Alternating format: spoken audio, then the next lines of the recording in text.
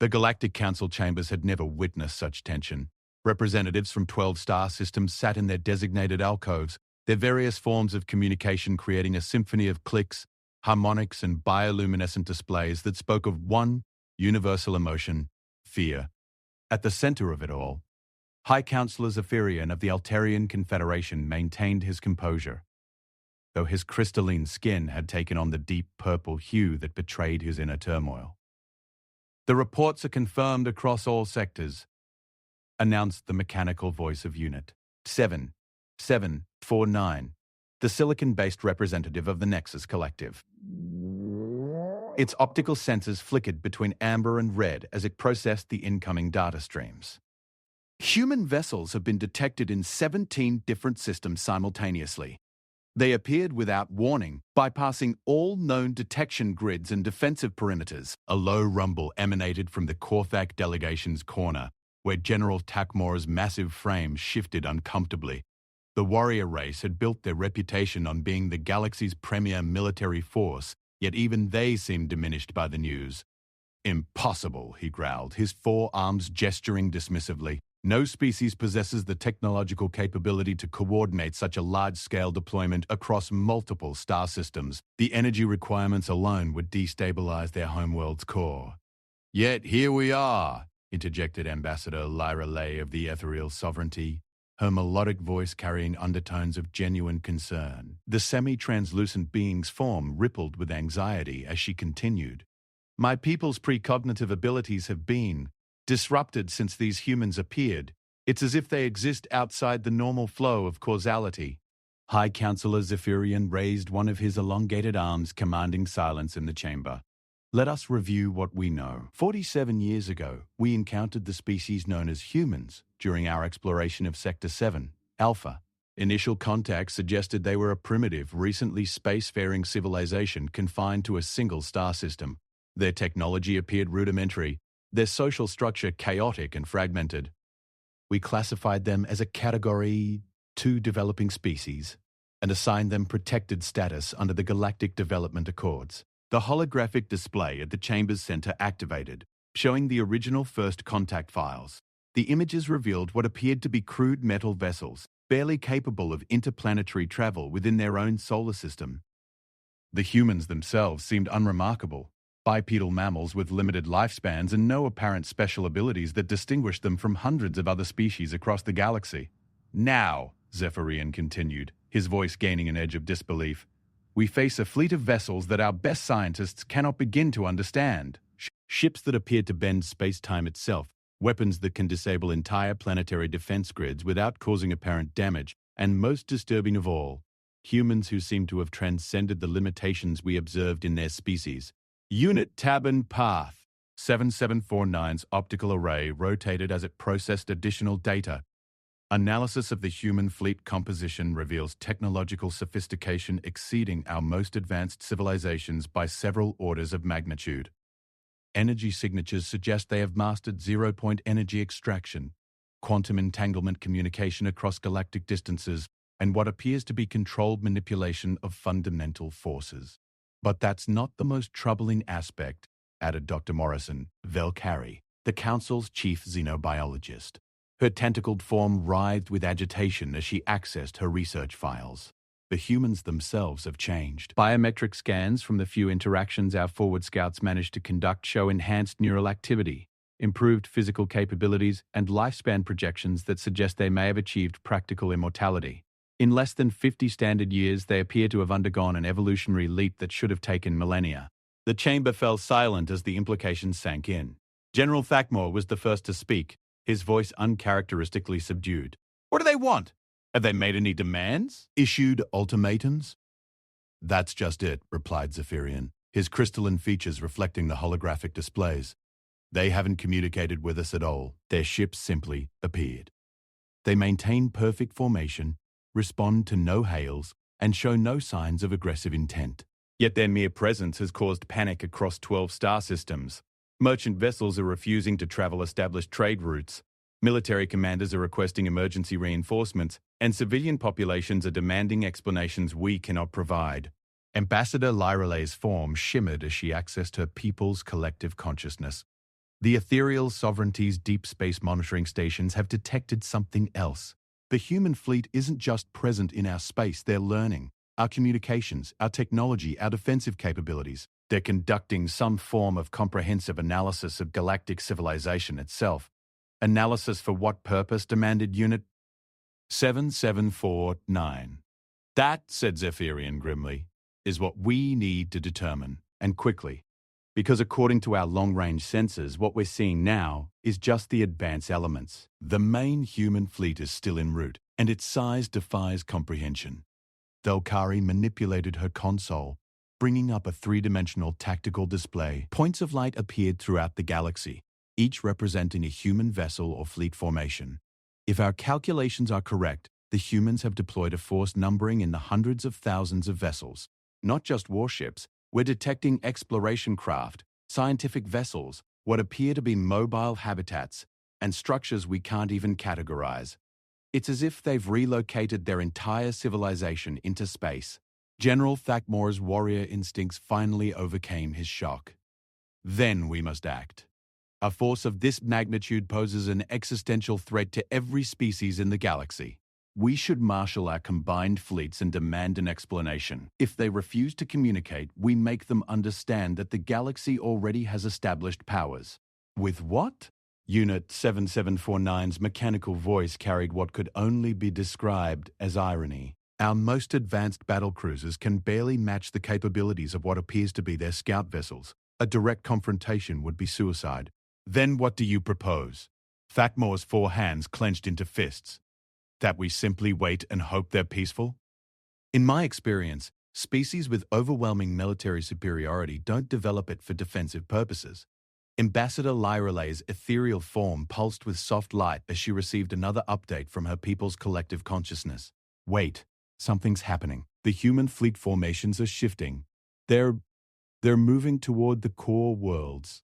The core worlds, the political and economic heart of galactic civilization, where the most advanced species maintained their primary colonies and research facilities. If the humans were targeting the core worlds, it could only mean one thing. They intended to make a statement that would resonate throughout the galaxy. All ships, prepare for emergency jump to the Proxima core system, ordered Zephyrian, his calm demeanor finally cracking. If the humans want to make contact, we'll ensure we're there to receive their message. Alert all member species. This is no longer just about first contact protocols. This could determine the future of galactic civilization itself. As the Council representatives rushed to their respective vessels, none of them noticed the subtle distortion in the chamber's far corner, a barely perceptible ripple in space-time that suggested they had been observed throughout their entire emergency session. The humans, it seemed, were always one step ahead. Within hours, the greatest armada in galactic history was assembling in the Proxima core system.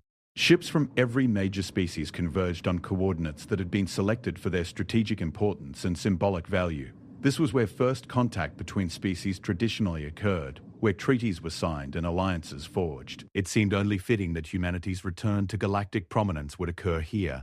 But as the various fleets took their positions, their commanders couldn't shake the feeling that they were not preparing for a negotiation.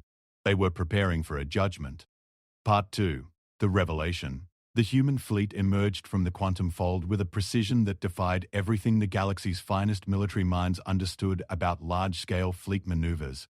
One moment, the Proxima core system contained only the hastily assembled alliance forces, nearly 2 million vessels representing the combined might of galactic civilization. The next moment, humanity's presence dominated local space so completely that the Allied fleet seemed insignificant by comparison. Admiral Sarah Chen stood on the bridge of the UES Transcendence, her augmented consciousness interfacing directly with the ship's quantum intelligence core.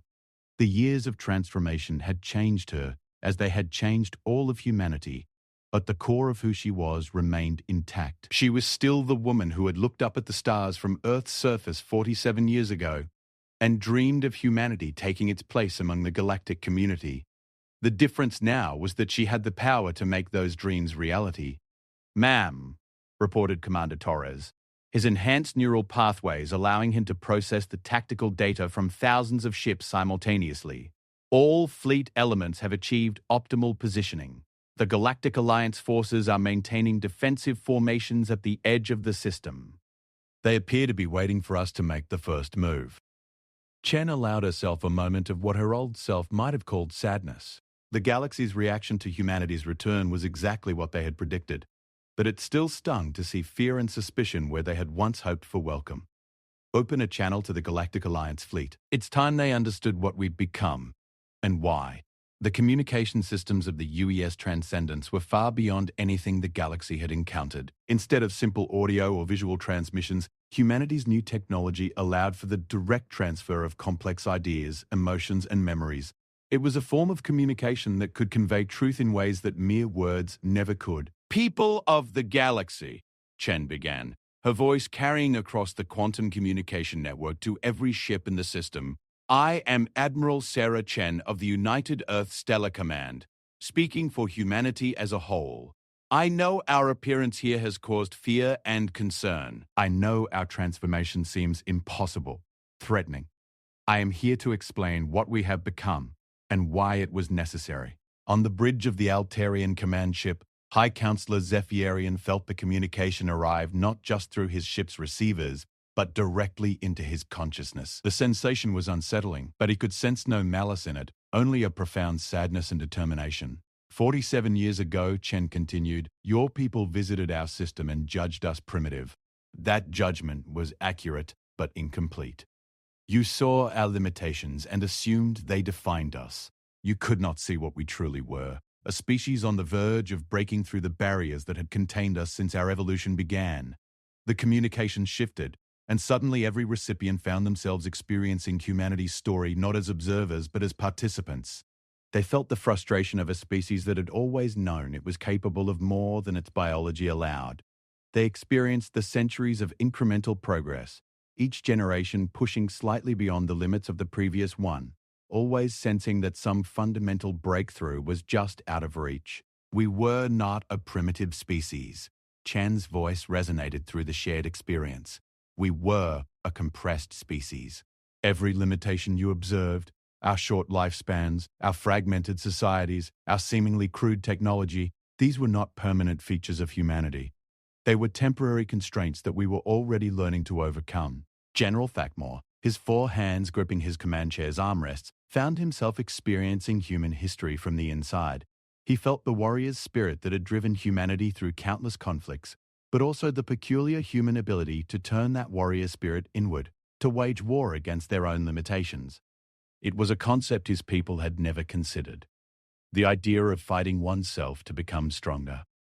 "The quantum breakthrough came 18 months after your first visit," Chen continued, the shared experience now showing the galaxy representatives the moment when human scientists had cracked the fundamental code of consciousness itself. "We discovered that intelligence, will, and determination could be enhanced and amplified through quantum entanglement between neural networks, not just within individuals, but across entire populations." Dr. Valkyrie experienced the transformation as if it were happening to her own neural pathways.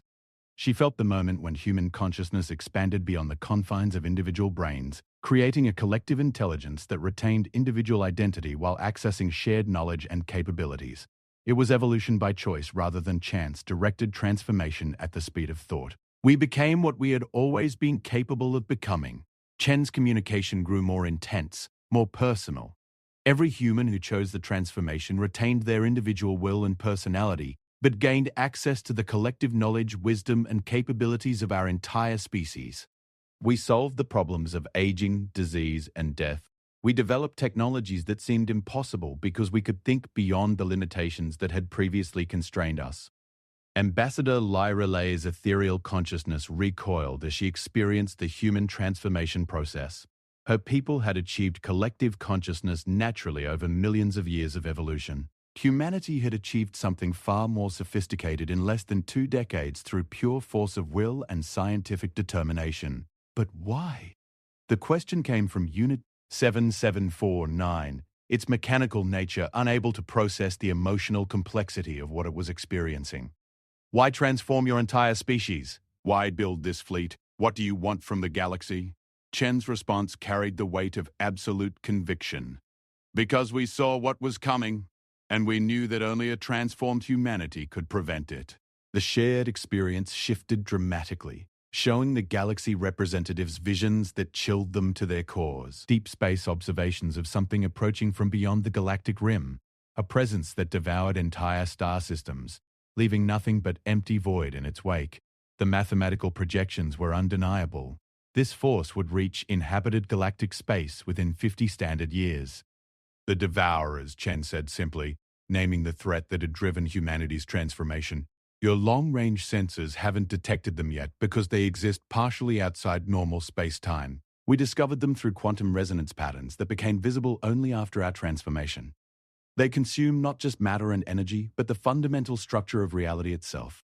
Worlds don't just die when they arrive, they cease to have ever existed. The horror of this revelation rippled through the Allied fleet. A threat that could erase the very history of its victims was beyond anything they had prepared for or even imagined possible.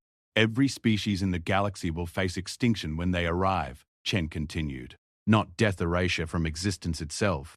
The only defense is a level of technological and evolutionary advancement that no single species has achieved. That's why we transformed ourselves. That's why we built this fleet. Not to conquer you, but to save you. High Counselor Zephyrian found his voice, though it trembled with the weight of what he had experienced. You're saying that your entire transformation, your fleet, everything you've become, it was all to defend the galaxy from a threat we don't even know exists? Yes, Chen replied, and the simplicity of that answer carried more truth than any elaborate explanation could have. We saw the future of galactic civilization and realized that only a transformed humanity could preserve it. We became what we needed to become, not for ourselves, but for everyone. General Thakmore's warrior instincts finally made sense of what he was experiencing. You destroyed your weak selves to become strong enough to protect others. The man who destroys his weak self can never be destroyed by others. Exactly, Chen confirmed. We abandoned the limitations that made us comfortable and familiar to you, because those limitations would have made us useless when the real threat arrived. We chose to become something unprecedented because precedent was not adequate to the challenge we face. The communication network fell silent as the galaxy's representatives struggled to process what they had learned. Everything they thought they knew about humanity had been wrong. The species they had dismissed as primitive had undergone the most dramatic evolutionary leap in galactic history. Not for conquest or expansion, but to become guardians of civilization itself. What do you need from us? Ambassador Lyreley asked, her ethereal form now glowing with something approaching hope. Chen's response was immediate and definitive. Everything you can give us. The Devourers will be here in 37 standard years. Every species in the galaxy must begin immediate transformation and preparation. Technologies must be shared freely. Resources must be pooled. Traditional boundaries and rivalries must be set aside. We need to create a galactic civilization capable of surviving what's coming. And if we refuse, Unit 7749's mechanical voice carried obvious reluctance to ask the question. Then you will cease to exist when the Devourers arrive, Chen replied without emotion. We will continue to defend what we can, but our ability to protect species that haven't prepared themselves is limited. The choice is yours. But the timeline is not negotiable. As the implications of humanity's revelation settled over the Allied fleet, it became clear that this moment would define not just the future of galactic civilization, but whether there would be any future at all. Part 3. The transformation 3 years had passed since the Proxima Core revelation, and the galaxy was no longer recognizable. The transformation had not been easy, nor had it been welcomed by everyone. Entire species had split between those who embraced the changes and those who retreated into isolation, hoping to weather what they still believed might be humanity's elaborate deception. But the evidence was mounting daily that humanity's warnings were not just accurate, but conservative. Dr. Velkari floated in the quantum consciousness chamber aboard the Joint Research Station Unity, her tentacled form now enhanced with biomechanical interfaces that allowed her to participate in the collective intelligence network that had become the backbone of galactic defense preparation. The experience of shared consciousness had been jarring for most non-human species, but the scientific breakthroughs it enabled were undeniable. The quantum resonance detectors are picking up stronger signals from the galactic rim, she reported to the assembled research team. Her thoughts transmitted instantly to scientists across dozens of star systems. The Devourers are definitely accelerating their approach. Our current projections put their arrival at 28 standard years, not 37. General Thakmore, His massive frame, now supported by powered armor that integrated with his enhanced neural systems, reviewed the tactical data with the cold efficiency that the transformation had given all of them. Our combined fleet stands at 47 million vessels, but less than 30% have been upgraded to quantum coherent standards. At current production rates, we'll have perhaps 2/3 of our forces ready when they arrive. Then we need to accelerate the process, Admiral Chen responded, her consciousness now permanently interfaced with the command networks of humanity's entire fleet. The years had changed her even further, to the point where she existed more as a living extension of human will than as an individual person. The species that are still resisting transformation need to understand that their choice affects everyone's survival. High Counselor Zephyrian, his crystalline form now shot through with quantum processing filaments that gave him access to computational power beyond what his species had ever imagined, brought up the political overview. The hegemony worlds are still refusing integration. They claim that becoming dependent on human technology represents a surrender of sovereignty that they won't accept. The Outer Rim colonies are following their lead. Sovereignty is meaningless if you don't exist to exercise it, Unit 7749 observed. Its mechanical consciousness now expanded through quantum enhancement to process strategic scenarios across multiple probability matrices simultaneously. However, forcing transformation on unwilling populations has historically poor outcomes. We need a different approach. Ambassador Lyrale, her ethereal form now capable of existing simultaneously across multiple locations through quantum consciousness projection, offered a solution that surprised everyone. We show them what we've learned about the Devourer's previous attacks. The shared consciousness network went silent as the implications sank in. In the 3 years since transformation had begun, humanity's enhanced intelligence and the combined research capabilities of multiple species had uncovered evidence of the Devourer's path of destruction stretching back millions of years. Ancient civilizations advanced beyond anything the current galaxy had achieved, had simply ended. No ruins, no debris, no trace that they had ever existed except for subtle gravitational anomalies that marked where their star systems had once been. That information is classified for a reason, Chen said carefully. Direct exposure to evidence of existential erasure has psychological effects that some species might not survive. Zephyrian finished grimly. Yes, we know. But the alternative is that they refuse transformation and get erased along with everyone else when the Devourers arrive. Dr. Velkari's enhanced consciousness ran probability calculations at quantum speeds. There is a middle path. We show them one example. Not the full scope of what we've discovered, but enough to make the threat real. Let them understand that this isn't about human expansion or galactic domination. This is about continued existence. The research team reached consensus with the kind of instantaneous collective decision-making that had become standard since transformation began. Within hours, carefully selected representatives from the resisting species were brought to a shielded research facility in the Veil Nebula, where humanity's most disturbing discovery waited for their inspection. The artifact had been recovered from what had once been the Andorian cluster, a region of space that astronomical records showed had contained a thriving multi-species civilization approximately 2 million years ago. Now it contained only empty space and this single object, a crystalline matrix that contained the final thoughts of an entire galactic community as it faced annihilation. This is what remains of the Andorian hegemony, Chen explained to the assembled delegates, her enhanced consciousness carefully moderating their exposure to the artifact's contents. They were more advanced than we are now. They had technologies we're still trying to understand. They knew the Devourers were coming and tried to prepare. The crystalline matrix pulsed with soft light as it interfaced with the quantum consciousness of the observers. Suddenly, they were experiencing the final days of a civilization that had spanned hundreds of star systems and included dozens of species. The Andorians had detected the Devourer approach centuries in advance and had transformed their entire society to meet the threat. They had created defenses that could shield entire solar systems, weapons that could manipulate fundamental forces, and a collective intelligence that surpassed even humanity's current achievements. None of it had mattered. The Devourers didn't just destroy matter and energy. They consumed the quantum foundations of reality itself. Planets didn't explode or collapse. They simply stopped being, along with their entire histories.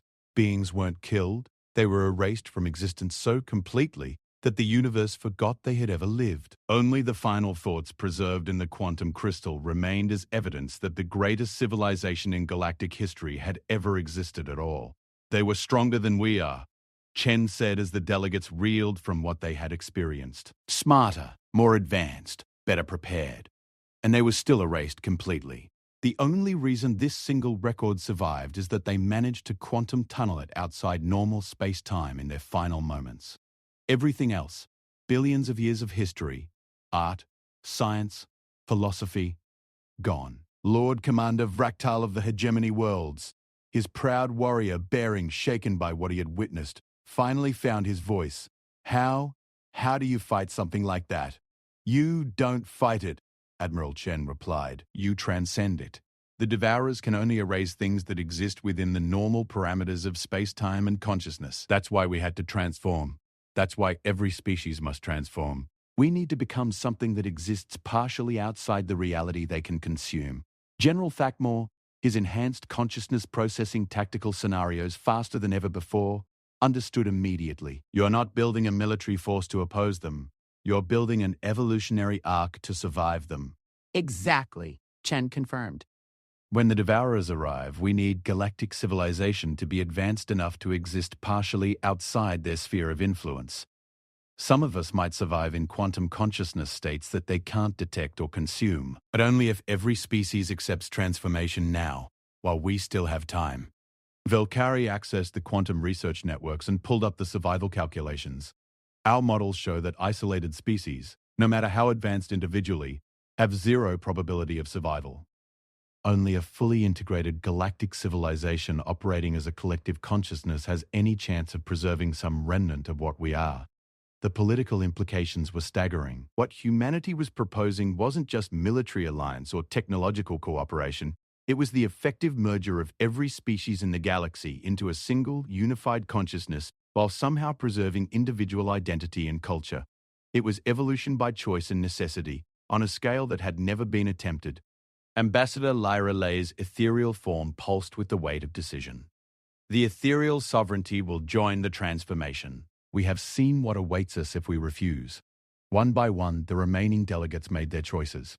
Some species would require more time to convince their populations. Others would need technological assistance to achieve compatibility with the quantum consciousness networks. But the momentum had shifted. The galaxy would transform, or it would perish. As the delegates dispersed to begin the massive undertaking of species-wide evolution, Admiral Chen remained in the quantum consciousness chamber. Her awareness expanded across the entire human fleet. The man who destroys his weak self can never be destroyed by others. Humanity had proven that principle on a species-wide scale. Now they were helping the galaxy learn the same lesson. But even with their enhanced capabilities and collective intelligence, Chen couldn't shake the feeling that they were still missing something crucial about the Devourers. The quantum resonance patterns were getting stronger, which suggested the threat was accelerating its approach. More troubling, the patterns themselves were becoming more complex, as if the Devourers were adapting to the galaxy's transformation efforts. Whatever you are, she whispered into the quantum network, her words carrying to every enhanced consciousness in the galaxy, we're going to be ready for you. We destroyed our limitations to become something you can't erase. The question is, are you prepared to face a galaxy that refuses to be forgotten? In the deep void beyond the galactic rim, something vast and ancient shifted its attention toward the spiral arm where organic life had learned to transcend itself. The Devourers had consumed countless galaxies over millions of years, but they had never encountered prey that actively evolved to escape them. This would be interesting. The transformation of galactic civilization continued at an accelerating pace, driven by the absolute certainty that only by becoming something unprecedented could they hope to survive what was coming. Every species that joined the quantum consciousness network added their unique capabilities and perspectives to the whole, creating a collective intelligence that grew stronger and more capable with each addition. But time was running out. The quantum resonance detectors were now showing massive distortions approaching from multiple vectors. The Devourers weren't just coming, they were already changing the fundamental structure of space-time at the galaxy's edge, preparing their arrival with the methodical precision of apex predators who had perfected their hunting techniques across cosmic epochs. In research facilities across thousands of worlds, the greatest minds in galactic history worked with desperate intensity to complete the transformation that would either save civilization or preserve some remnant of it for an uncertain future. They were no longer just trying to defend their territories or maintain their way of life. They were trying to ensure that the universe would remember that consciousness will, and the refusal to accept limitations had once existed in this small corner of infinity. The legends of primitive humanity had indeed become reality, but whether that reality would be enough remained to be seen. The galaxy had learned to destroy its weak self to become something stronger. Soon, they would discover whether others could be destroyed by what they had chosen to become. End of document. Final word. Count. Approximately 8,000 words.